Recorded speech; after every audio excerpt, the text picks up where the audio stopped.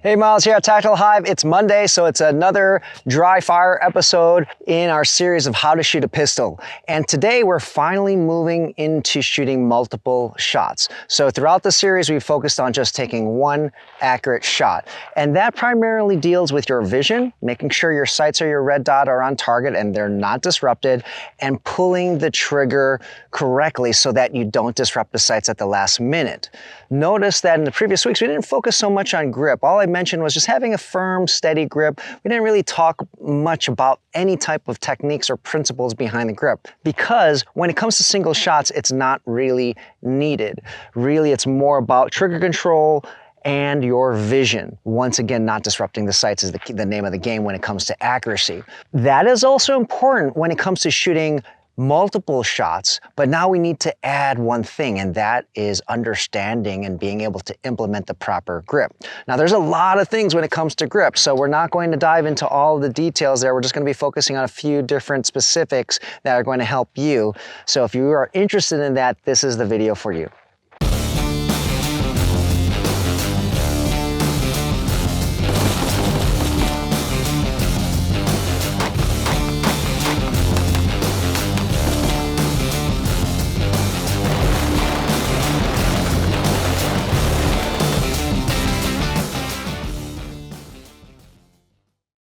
So as I was saying, when it comes to multiple shot engagements, this is where your grip is going to become super important. Everything else is important: visual, patience, having good vision, aiming properly, not disturbing your sights, having good trigger control. But now you need to make sure that you have a good grip so that when you take multiple shots, your muzzle or your sights are going to go back on target as quickly as possible and as close to where you initially shot in the first place. And that is regulated and managed by your grip. So there's a lot of different ways to hold a pistol. All right, there's a lot of different techniques. There's something you need to understand though. There's a difference between technique and principles. Principles are universal. They apply to all shooters. Whereas techniques, those are going to depend on the size of your gun, lots of variables, the size of your hand, your body type, all of that. There's a lot more. So when we talk about principles, that's the most important thing here, because that's going to help you despite what pistol you're using and despite the variables. So the first principle that we're going to focus on is having leverage over the gun, right? And there's one specific thing that I'm going to share with you that's going to help. So a lot of people, when we see them in classes, and I'm not saying this is you, this might be you, but maybe not, is they don't grip the gun high enough. Okay, so notice here, I'm going to actually turn back here, this space here, notice the beaver tail or the tang, whatever you want to call it, of the pistol here. We see a lot of beginning shooters, they grip too low. They might be gripping really hard. They have a good death grip with everything, but they're gripping too low. What this does is it gives the gun leverage over you.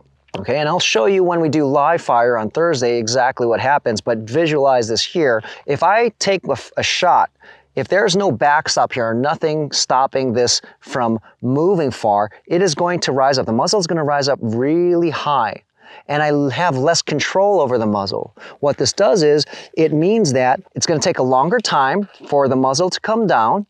So that means I'm going to be slower taking my second, third, or fourth shot, because there's just a lot of movement here because of this space. If I have my arm here, okay, nice high and tight here, there's less movement, okay, under recoil, and when the muzzle rises, it's going to run into a wall here. Okay, so that's what we want. In addition to decreasing the muzzle rise here, which is going to lead to slower shots, if you have a lot of movement here and the muzzle is flipping when you're shooting multiple shots, there's a chance that I might not have good control, and the gun's actually going to be moving left and right as it comes up and down. So there's just a lot of chaos there. So I'm not controlling the gun as well as I can. So the first step here in taking multiple shots is to really make sure you have your grip nice and high and tight. And in our previous video, if you remember, that's why we're talking about make sure you have a nice high and tight grip, a good master grip. If you've been gripping low, this is the time to correct that. You want to make sure even from the draw, you're getting nice high and tight on the beaver tail. So now when I pull the pistol out, draw it, notice I'm not readjusting. Okay, let me do this incorrectly here. Notice this, I go here, notice this gap here. Okay, so I draw, and I don't have to readjust myself here. I want to have the master grip from the beginning. So we're maximizing the leverage we have over the gun rather than the gun having leverage over us. So that is the firing hand, okay, your strong hand. What does the other hand do to also potentially help maximize leverage over the gun?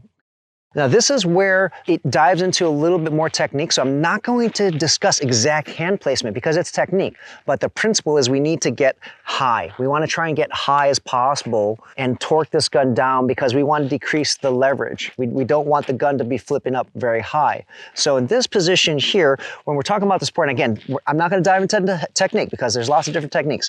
The idea here is if my shooting hand, my firing hand is good, it's nice and high here, okay, on the beaver tail.